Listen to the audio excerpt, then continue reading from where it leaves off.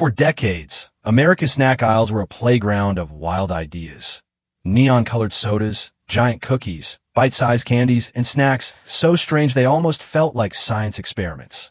Some became instant legends, others faded away just as quickly. But whether they lasted for years or only a season, these junk foods weren't just snacks, they were memories. Today, we're taking a trip back through the rise and fall of 15 junk foods that America couldn't stop eating. Until one day, they simply disappeared. From Twinkies that nearly went extinct to sodas so bold they burned themselves out, these foods tell the story of our culture, our childhoods, and our changing tastes. This is the America we remember. Few snacks capture the spirit of American junk food quite like the Twinkie, golden sponge cakes filled with cream that became both a national punchline and a cultural icon. Twinkies first appeared in 1930, created by hostess baker James Dewar as a way to use shortcake pans year-round. Originally banana cream-filled, Twinkies switched to vanilla during World War II when bananas were rationed, a change that stuck. Over the decades, Twinkies became more than just dessert. They were featured in lunchboxes, advertised on Saturday morning cartoons, and even joked about in movies as the ultimate symbol of junk food. Twinkies mattered because they were cheap, accessible, and comforting. Kids loved the sugary filling, parents appreciated the low cost, and Hostess marketing machine turned them into a household name. They became shorthand for indulgence, and at one point, Americans were eating over 500 million Twinkies per year. But in 2012, Hostess filed for bankruptcy, and the Twinkie suddenly vanished from shelves. For a moment, it looked like America's most famous snack cake was gone forever. People rushed to stores, buying up boxes, and even selling them on eBay for hundreds of dollars. The death of the Twinkie dominated headlines, sparking a nationwide wave of nostalgia and panic. Fortunately, another company swooped in to save the brand, and Twinkies returned in 2013. Still, that brief moment reminded Americans how fragile even the most iconic foods can be. But while Twinkies survived their brush with extinction, other junk foods weren't so lucky, like the neon orange snack that disappeared for over a decade before fans demanded it back. If you grew up in the 80s or 90s, chances are you remember that bright blue can filled with neon orange puffs. Planters cheese balls, the snack that left your fingers coated in flavor dust. Planters, best known for peanuts, branched out into snack foods in the 1970s. Their cheese balls stood out from other cheese puffs because of their perfectly round shape, sharp tangy flavor, and signature resealable can. For years, cheese balls were a staple in party bowls and after-school snacks, marketed as fun, shareable, and just a little more upscale than chips. Cheese balls mattered because they combined two powerful appeals: the addictiveness of cheesy snacks and the convenience of Planters' iconic packaging. They were easy to spot on shelves and impossible to eat just one. For many kids, the sight of that blue can in the pantry meant a good day. They also became a nostalgic staple of sleepovers, picnics, and school lunches, embedding themselves in the junk food culture of the 80s and 90s. Then, without warning, Planters discontinued cheese balls in 2006. Fans were stunned. Petitions appeared online. Facebook groups begged for their return, and eBay listings popped up with unopened cans selling for outrageous prices. For over a decade, cheese balls existed only in memory, until 2018, when Planters briefly revived them in limited runs. While they came back, their disappearance showed just how deeply snacks can root themselves in our childhoods. But while cheese balls teased fans with a comeback, other favorites disappeared entirely. Like a frozen treat so beloved in the 80s that kids would run to the freezer the moment the commercial jingle came on. In the 1980s, there was one frozen treat that could stop kids in their tracks. Jell-O pudding pops, the creamy dessert on a stick that blended pudding and ice cream into pure childhood magic. Introduced by General Foods in the late 1970s, Jell-O pudding pops quickly took off thanks to heavy advertising campaigns featuring comedian Bill Cosby. The commercials made them look irresistible, smooth, rich pudding frozen into bars that promised a new twist on a familiar dessert. At their peak in the mid-1980s, Jell-O pudding pops generated over $100 million in annual sales, becoming a must-have in freezers across America. Pudding pops mattered because they were different from anything else on the market. They weren't just another ice cream bar. They had the nostalgic flavor of homemade pudding in a portable, kid-friendly form. Parents saw them as a slightly better alternative to sugary popsicles, while kids loved the creamy texture and the commercials that made them feel like part of a trend. For many, pudding pops were a reward after school or the highlight of a summer afternoon. But by the 1990s, the shine had worn off. Sales began to decline, partly because of competition from other frozen snacks, and partly because they just weren't as cheap to make as regular popsicles.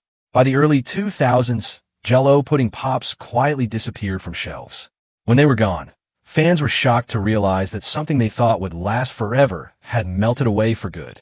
Today, the very mention of pudding pops sparks instant nostalgia, with people still wishing for a comeback. But while pudding pops faded quietly, other junk foods were pulled while still at the height of their popularity, like a candy that shrank a classic bar into tiny, bite-sized treasures. In the 1990s, Butterfinger took its classic candy bar and shrank it down into something new, Butterfinger BBs, tiny chocolate-coated bites that became an instant obsession. Introduced in 1992, Butterfinger BBs were marketed as a fun, bite-sized alternative to the full candy bar. They kept the same crisp, flaky peanut butter core wrapped in chocolate, but in a round, poppable form that was easy to share or keep all to yourself. Thanks to clever commercials, including promotions with The Simpsons, who had already made Butterfinger a household name, BBs became a hit throughout the 90s. They were especially popular in movie theaters and vending machines, where their size made them perfect for snacking. Butterfinger BBs mattered because they represented the evolution of junk food into convenience. Kids could toss them into a backpack, parents could pack them into lunches, and teens could eat them at the movies without a mess. The bite-sized candy craze was growing during the 90s, and Butterfinger BBs fit right in. For a generation of kids, the bright yellow packaging and sweet crunch of BBs are among the strongest junk food memories of childhood. But by 2006, Nestle quietly discontinued Butterfinger BBs, citing changes in manufacturing and shifting consumer tastes. Fans were crushed, and online petitions began almost immediately, begging for their return. While Nestle later tried to revive the idea with Butterfinger bites, longtime fans insisted they just weren't the same. To this day, Butterfinger BBs remain one of the most requested comebacks in junk food history, proof that sometimes smaller really was better. And while Butterfinger BBs disappeared in the 2000s, another school lunchbox favorite was also on the chopping block, until nostalgia brought it back to life decades later. For kids of the 90s, few things felt more exciting than opening a lunchbox and finding a pack of Dunkaroos, cookies and frosting, all in one little plastic tray. Launched by Betty Crocker in 1990, Dunkaroos were an instant hit. The concept was simple but genius. Bite-sized cookies paired with a compartment of sweet frosting for dipping. Commercials featured the kangaroo mascot, often declaring Dunkaroos as the ultimate snack for kids only. They came in multiple flavors, from chocolate chip cookies with chocolate frosting to vanilla cookies with rainbow sprinkles, giving kids a sense of choice and indulgence in a time when fun snacks were booming. Dunkaroos mattered because they weren't just a snack, they were an experience. Unlike a regular cookie, Dunkaroos gave kids control over how much frosting they wanted, turning snack time into playtime. Parents bought them because kids begged for them, and kids showed them off in cafeterias like status symbols. For many millennials, Dunkaroos are one of the most nostalgic snacks of childhood, a sugary symbol of carefree afternoons and schoolyard trades. But as childhood favorites often do, Dunkaroos disappeared. In the mid-2010s, Betty Crocker discontinued them in the U.S., citing low sales. Fans were devastated, with online campaigns and petitions popping up to bring them back. The longing grew so strong that Dunkaroos became almost mythical, a snack you could only find on eBay or in Canadian grocery stores. Finally, in 2020, after years of demand, Dunkaroos returned to American shelves, proving that sometimes nostalgia really does win. And while Dunkaroos made a sweet comeback, another childhood favorite never found its way back from extinction, even though its neon green glow is impossible to forget. There was a time when kids drank juice boxes that glowed an almost radioactive green, and they loved every sip of it. High CS Ecto Cooler debuted in 1989 as a tie-in with a real Ghostbusters cartoon series. The drink was originally just a repackaged citrus-flavored High C, but the branding made it unforgettable.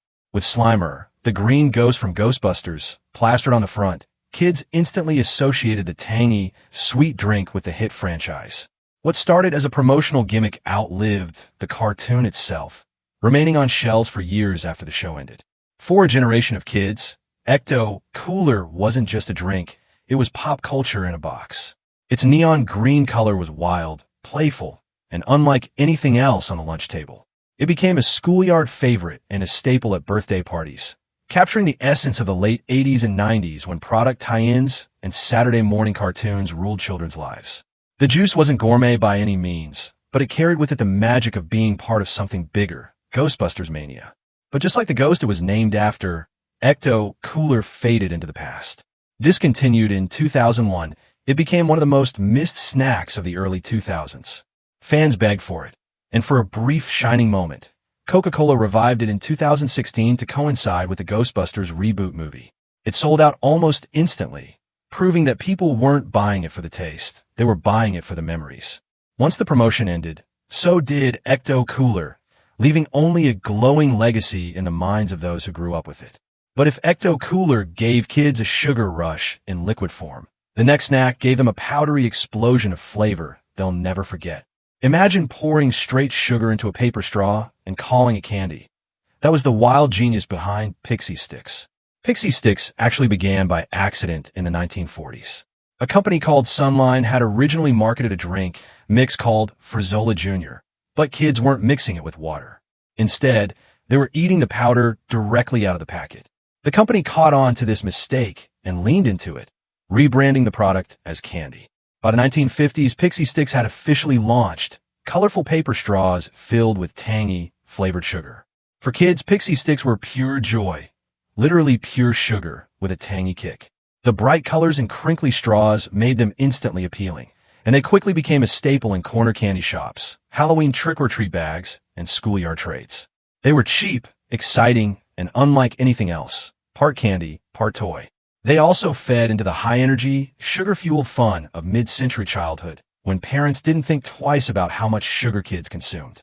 But not everyone was thrilled. Teachers dreaded the sugar rushes, and parents knew all too well what happened after a kid downed a handful of Pixie Stix. In later years, rumors spread, and even urban legends, about the dangers of Pixie Stix, especially after a tragic 1974 case where a father used a poisoned Pixie Stix in a crime that shook America. From then on, the candy was sometimes linked to Halloween safety scares. Though still available today in some forms, Pixie Stix have lost their once dominant place in the candy aisle, remembered more as a relic of an era when sugar was king. And if Pixie Stix were the ultimate sugar rush, the next treat gave kids a full-on flavor explosion with just a single bite. Some candies were sweet, some were sour, but Warheads? They were an all-out challenge. A dare between friends that could make your face pucker like never before. Warheads first landed in the United States in the early 1990s, though they were originally created in Taiwan. The candy came coated in a layer of malic acid so intense that it delivered a sour shock like nothing American kids had ever tasted. The name Warheads wasn't just clever branding. It fit perfectly with the sensation of a flavor explosion in your mouth. As soon as they hit store shelves, they became an instant playground phenomenon. Warheads weren't just candy, they were a test of bravery. Kids would dare each other to see who could hold one in their mouth the longest, their faces twisting in agony and laughter. Teachers confiscated them in classrooms, and convenience store owners couldn't keep them in stock. The packaging itself, with a cartoon character's head practically blowing off, became iconic in the 90s candy craze. For a generation of kids, Warheads weren't just a treat, they were a rite of passage. But the sour candy arms race didn't last forever. Parents began worrying about the high acidity damaging kids' tongues and teeth, and the fad eventually cooled. Still, Warheads carved out a special place in candy history. One of the few snacks remembered more for the reaction it caused than the flavor itself. Today, you can still find them in specialty shops, but the craze that once swept across schoolyards has faded into memory. And while Warheads tested our sour endurance, the next snack gave us an entirely different kind of challenge, chewing through a gum that never seemed to lose its flavor, until it suddenly did. It came in a pouch, looked like chewing tobacco, and made kids feel like they were stepping up to the big leagues, but it was bubblegum. Big League Chew was born in 1980 when Portland Mavericks pitcher Rob Nelson and teammate Jim Bouton wanted a fun, safer alternative to chewing tobacco, which was still common in baseball at the time. Their invention was shredded bubblegum stuffed into a foil pouch, mimicking the look and feel of dip, but with a sugary, kid-friendly twist. It was an instant hit, selling millions of pouches within its first year. For kids, Big League Chew wasn't just gum, it was an experience. The shredded texture made it easy to pack your cheek like the pros, and the bright, bold flavors made it a standout in the candy aisle. The colorful pouches, featuring cartoon ball players, gave it an unmistakable identity. On playgrounds and in Little League dugouts across America, chewing Big League Chew felt like being part of something bigger, part of baseball itself. But beneath the fun, Big League Chew also carried controversy. Parents and health experts worried it glamorized chewing tobacco, introducing kids to a habit linked to addiction and health risks. Though it avoided bans, the gum's cultural presence faded as health messaging around tobacco grew stronger. Today, you can still find Big League Chew in stores, but its heyday, when every kid wanted a pouch tucked in their back pocket, is a memory of a different America. And while Big League Chew let kids feel like ball players, the next snack made us feel like gamers, with a glow-in-the-dark soda that seemed like it came straight out of a video game screen. It was neon green, hyper-caffeinated, and marketed as the soda for extreme gamers and thrill seekers. But Surge soda burned out just as fast as it lit up. Launched in 1997 by Coca-Cola, Surge was designed to compete with Pepsi's wildly successful Mountain Dew. With its radioactive green color, citrusy flavor, and heavy caffeine load, Surge quickly became known as the ultimate soda for adrenaline junkies. Its commercials featured kids skateboarding off rooftops, playing video games for hours, and living on the edge, making Surge feel less like a drink and more like an energy-fueled lifestyle. For teenagers of the late 90s and early 2000s, Surge wasn't just a soda, it was rebellion in a can. It promised energy, intensity, and the kind of cool factor that made it the perfect companion for sleepovers, gaming marathons, and after-school hangs.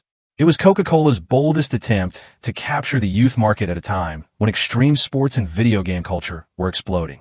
But Surge's high caffeine and sugar content soon attracted criticism from parents and schools.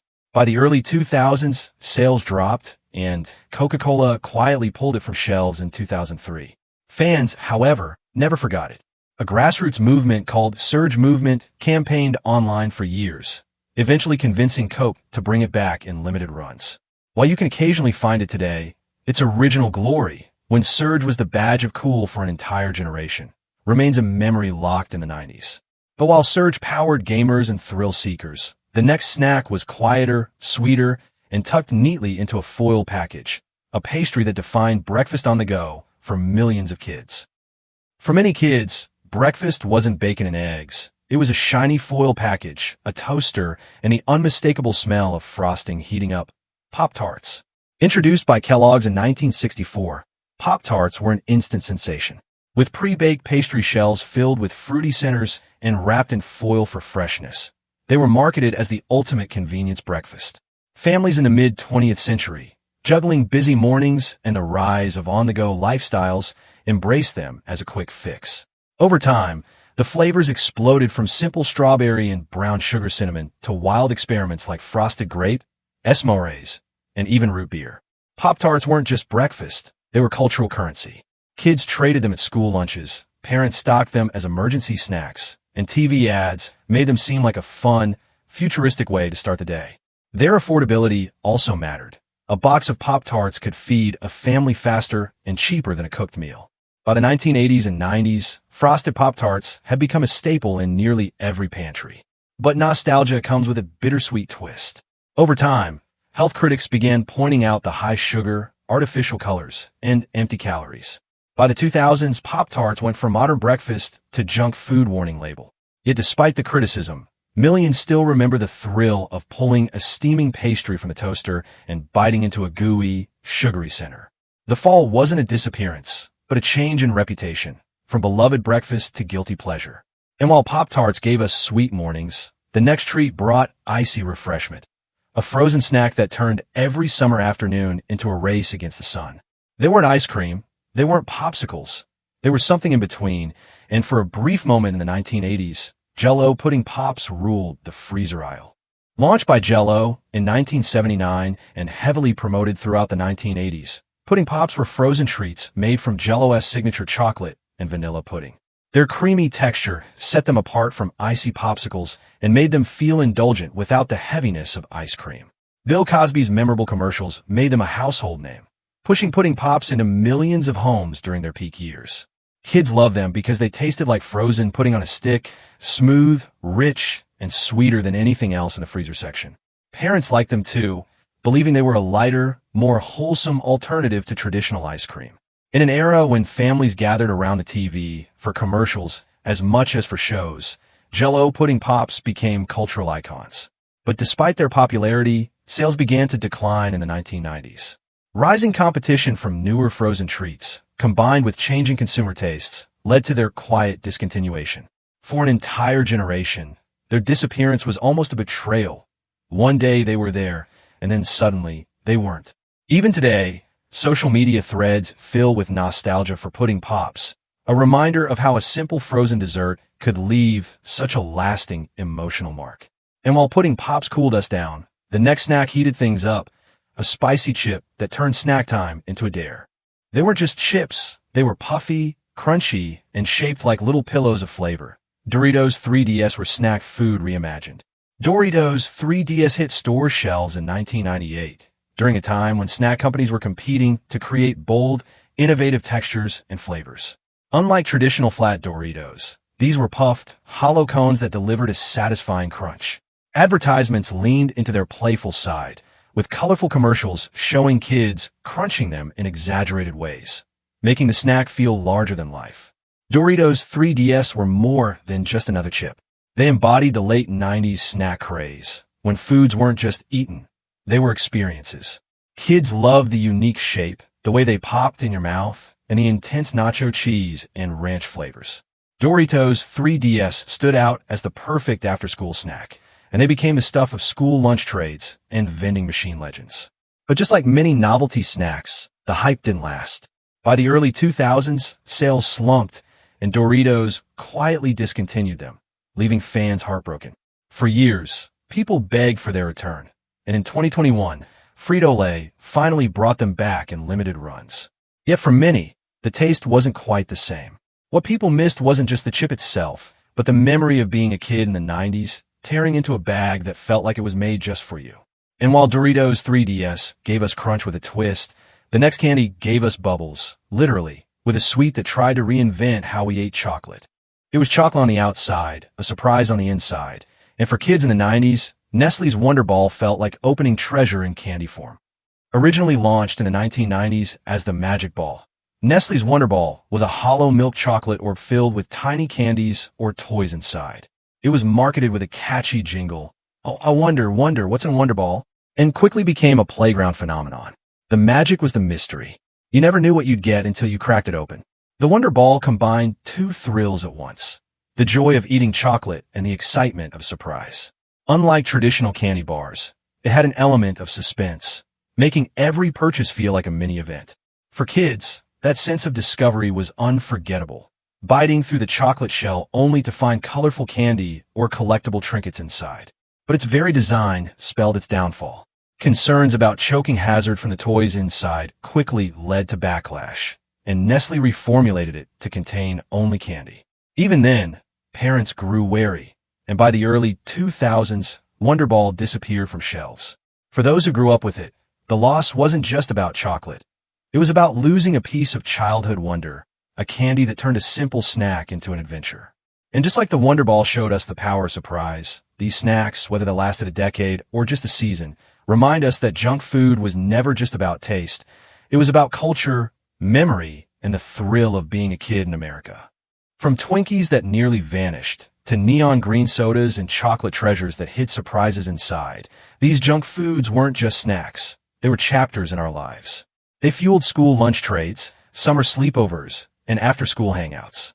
They made us laugh, made us share, and sometimes even shocked us when they disappeared without warning. The rise and fall of America's favorite junk foods remind us that taste is only part of the story. The real magic lives in the memories, in the excitement of tearing open a wrapper, the sound of a soda can popping open, or the thrill of discovering something new in the candy aisle. These weren't just products, they were experiences. So the next time you walk through the grocery store and see the shelves lined with today's snacks, take a moment to remember the ones we lost and how they shaped the America we grew up in. This has been the America we remember. If you enjoyed this trip down memory lane, don't forget to like, subscribe, and share your own memories of these forgotten favorites in the comments below. Because together, we keep the past alive.